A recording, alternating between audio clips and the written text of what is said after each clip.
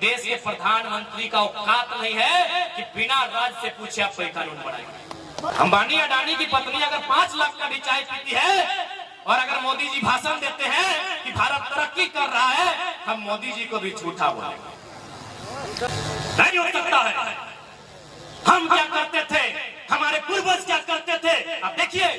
इसलिए यदि इस देश में मराठा एग्जिस्ट करता है, इस देश में अगर गुजराती एग्जिस्ट करता है, इस देश में अगर उड़िया एग्जिस्ट करता है, तो झारखंड का राणभूम भी एग्जिस्ट करना चाहिए। झारखंडी का अधिकार भी एग्जिस्ट करना चाहिए। यदि इस देश के संविधान आर्टिकल 371 में जिक्र करता है कि नागालैंड की रूढ़ी प्रथाओं को देश की संसद चुनौती नहीं देगी, तब झारखंड भी एग्जिस्ट करना चाहिए। पढ़िए भारत के संविधान पढ़िए 371 को, वहां साफ साफ लिखा है कि यदि आप नागालैंड राज्य के लिए कोई भी कानून बनाएंगे तो देश के प्रधानमंत्री का औकात नहीं है कि बिना राज से पूछे आप कोई कानून बनाएंगे। इसी भारत के संविधान को फिर आके ज्ञान दीजिएगा, फिर आके लेक्चर दीजिएगा। असल में दिक्कत है ना, इनको वहां भी खाना है और यहाँ छीन के खाना है। जो अपना अपना खाते हैं, जो मिल बांट के खाते हैं, जो भाई भाई के साथ खाते हैं, उनको झारखंड के आंदोलन से दिक्कत नहीं है। क्योंकि हमको बिहार राज्य के एक जज ने फोन किया था और फोन करने के बाद कहा, ए बाबू तुम्हारी लड़ाई बिल्कुल सही है। हम बोले सर कैसे सही है?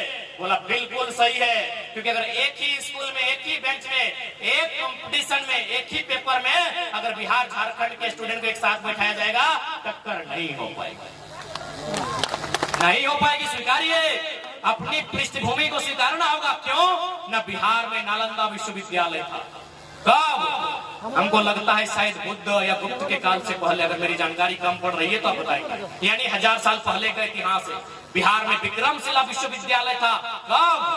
और हमारे पास पहला विश्वविद्यालय आया है 1960 में, रांची विश्वविद्यालय। नहीं मुकाबला हो सकता, नहीं हो सकता है। हम क्या करते थे, हमारे पूर्वज क्या करते थे, आप देखिए। हमारे पूर्वज जंगलों में रहते थे, जंगलों को साफ करते थे, उसको खेत बनाते थे, वहां धान उगाते थे। स्कूल कॉलेज से हमारा नाता नहीं था। आप अपने इतिहास को झुठलाइए मत, आप अपने इतिहास को ठुकराइए मत। जो सही है स्वीकार कीजिए। और यही सच्चाई है कि हम लोग बोने रह लिए, बारह खेरा कर रह लिए। अरे भाई जो सही है तो सही है, सही है तो सही है। तो हम कैसे मुकाबला करेंगे एक बेंच में बैठ के दिल्ली की तैयारी करने वालों का, पटना में तैयारी करने वालों का, कोटा में तैयारी करने वालों का? क्या हम मुकाबला करेंगे? नहीं। इसीलिए झारखंड में झारखंडियत एक सवाल था, सवाल है, और जब तक हम लोग जिंदा हैं ये सवाल रहेगा। एगो लड़का गोटे सिस्टम के कपाई के रख लिए, एगो लड़का गोटे सिस्टम के हिलाई के रख लिए, एगो लड़का विधायक कर, सांसद कर नींद उड़ाई के रख लिए कि ओकरा अपन लॉक के कहे व्यवहार सब करिए जेरा में समय लॉक लेके ना जाए। जब एगो लड़का हमें इतना कर सकल है तो नहीं सोचा अगर एक घर से एक गो लड़का तैयार हो जाए, राज्य में बदलाव होते कानून बनाए सकल, सदन में जाके चर्चा कर सकल है। की चर्चा कर सकल है?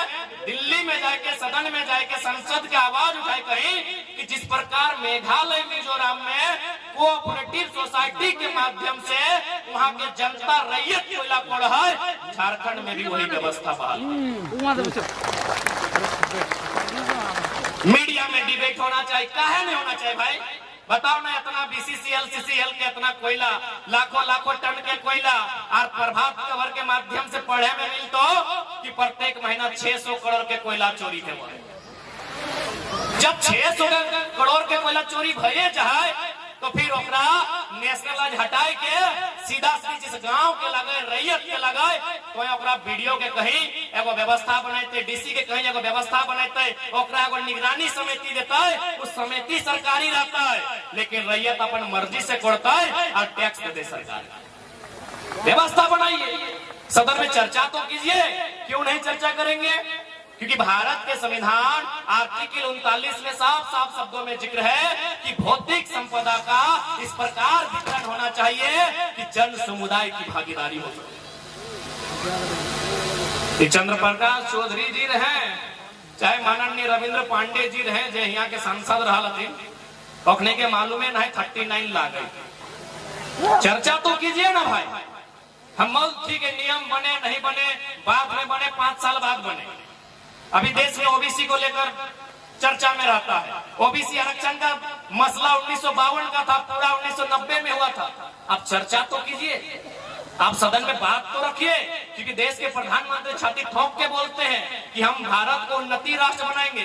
तो भारत उन्नति राष्ट्र तभी बनेगा जब अडानी और अंबानी की पत्नी की 3 लाख की साड़ी चर्चा में नहीं होगी, जब गांव के सबसे गरीब व्यक्ति गंगवा की पत्नी गंगिया उसकी गठरी चर्चा में होगी, तब देश उन्नति राष्ट्र बनेगा। अंबानी अडानी की पत्नी अगर 5 लाख का भी चाय पीती है और अगर मोदी जी भाषण देते हैं कि भारत तरक्की कर रहा है, हम मोदी जी को भी झूठा बोलेंगे। ये देश उन्नति और तरक्कीशील राष्ट्र तभी माना जाएगा जब एक गांव के सबसे गरीब व्यक्ति गंगवा की पत्नी गंगिया की गठरी में वजन होगा, तब ये देश तरक्कीशील माना जाएगा, तब ये राष्ट्र उन्नति के रास्ते में अग्रसर होगा। तो चर्चा तो करना होगा, और चर्चा क्या करेगा? चर्चा दिल्ली में होगा, चर्चा दिल्ली में होगा, चर्चा लोकसभा में होगा, चर्चा राज्यसभा में होगा। वहां आपके लोग नहीं है, और है भी तो रोंगटा के नाती का बर्थडे में केक खिलाने वाले लोग,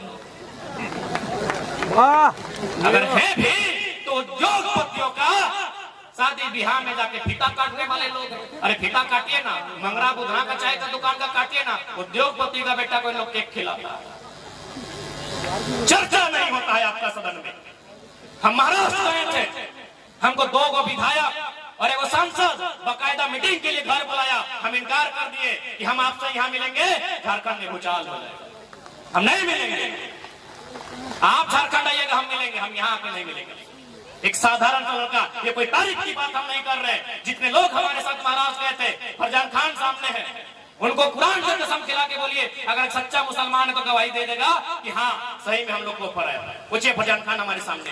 यदि आपको लग रहा है कि हम झूठ बोल रहे हैं तो फरजान खान एक मुसलमान साथी हमारे हैं, उनसे पूछिए कुरान सामने रख के, वो बोलेंगे।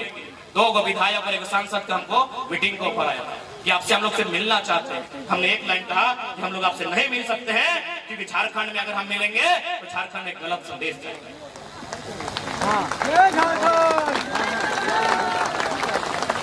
तो इसलिए आज देखा तोहनी के खासकर आधी आबादी के जागरूक है, जागरूक है तो शिक्षा के लेके, जागरूक है तो रोजगार के लेके, जागरूक है तो व्यापार के लेके, और जितना भी कुप्रथा अंधविश्वास हमने बीच व्याप्त है, ओकरो जड़ से उठाए के बाहर फेंके।